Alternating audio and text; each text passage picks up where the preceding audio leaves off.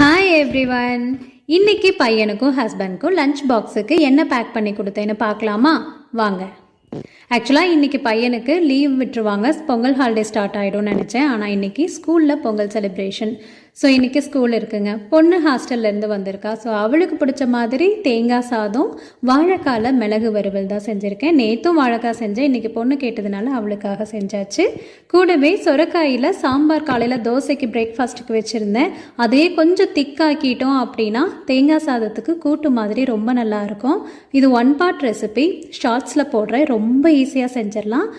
அதே மாதிரி டேஸ்ட்டும் சூப்பராக இருக்கும். கண்டிப்பாக நீங்களும் ட்ரை பண்ணி பாருங்கள். ரொம்ப நல்லா டேஸ்ட்டாக இருக்கும். கடலைப்பருப்பு, துவரம்பருப்பு எல்லாம் சேர்த்து செய்கிறதுனால. ஹஸ்பண்ட்க்கும் தேங்காய் சாதம், அதே மாதிரி தயிர் சாதம் 2-3 நாள் ஆயிடுச்சு அவருக்கு கொடுத்து. ஸோ தயிர் சாதம் தாளித்து கொடுத்தாச்சு. கூட்டு வாழைக்காய் வறுவல். ஸோ பிடிச்சிருக்குன்னு நினைக்கிறேன். அப்படியே சப்ஸ்கிரைப் பண்ண மறந்துடாதீங்க.